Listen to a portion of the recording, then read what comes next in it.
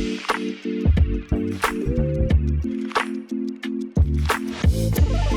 kept watching that first half thinking, if Virgil van Dijk's to come out after this and do his usual really honest thing, and I love when Virgil van Dijk is honest, I like that he's not a robotic footballer, I like that he's happy to say, me and my teammates weren't good enough today.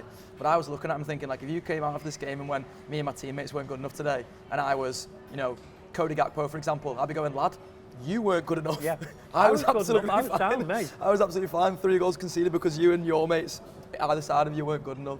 And that's where I think you're right to say it's complacency. I think they get the goal, but really how they start the game, I think Fulham are good to start. The goal is a sucker punch.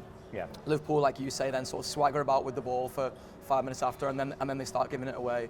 And I think it was a result of players being on their heels. And I'll accept the point that you make about it being, a bit of mental and physical fatigue. It's been a taxing season. It's been a taxing few months really, and suddenly we're going into this sort of, almost break point where the pressure lifts off. And part of the reason the pressure lifts off is because, as you say, there's so many points ahead of the league. Part of the reason the pressure breaks off is because it's one game a week from now on. There's no other competition to focus on. It's just the one. We're top of it by 11 points. We're going to be absolutely fine. I understand all those things. I just think you'd want to get it done, because being on your heels now, when it's still not mathematically done, you could be doing that in late May, and you could, honestly, Virgil van Dijk could walk on the pitch pissed for all at the end of May when it's done. But doing it in Fulham when it's still, in the balance, when it's not mathematically done, and being on your heels in those moments where the minute Fulham get their encouragement, Fulham are a great side, like you said, they're going to take that encouragement. The minute that they get back on the front foot then, and you're on your heels, they're going to make you look daft. They're going to make Andy Robertson look daft, making 3 mistakes in a minute, because he's on his heels from that first one. So then every time he tries to recover from there, it's like stepping on all the rakes. Well, you look at them, Iwobi, I didn't realise when he was at Everton how good a player Alex Iwobi is. I think he's got way more intelligence down the years as well, which helps, yeah. He's a really, really good footballer. Muniz is a really good footballer. They've got really good... Sander Berg is a really good footballer. That's why we were linked with him for 4 years. It's these lads are really good footballers. And this is the point Phil Blundell made on a show about a week ago, that people are talking about the strength of the Premiership, and fans who can't deal with the fact that we're looking like winning it are saying it's the weakest Premier League ever. And Phil's point was, it's the strongest because the team that finished 8th is going to be stronger than any team that's ever finished 8th before. And it's going to be a team that could probably, he didn't make this point, but to add to adjunct it, it's a team that could probably finish 3rd in most leagues in the world, because most leagues in the world are two-team leagues. Yeah. Some even one. We're looking, we've got a league where everybody basically has got a world-class player of some kind. There's so much quality in the league now that it should be pulling everything back a little bit. I mean, the bottom 3 are still stranded. Oh completely. Yeah, terrible. It's 12 points between 18th and 17th now, isn't it? Southampton just had the earliest relegation of all time as well. Is it the earliest? I thought it was. Well, Premier League record, I presume.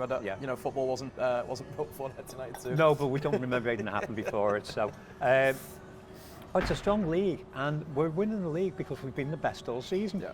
But to be the best all season doesn't mean you are the best all season.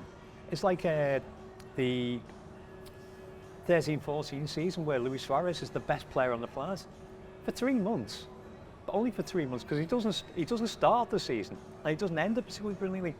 But for 3 months, he's the best player on the planet. In the same way that Mo, 6 weeks ago, was the best player on the planet, and now is completely totally anonymous.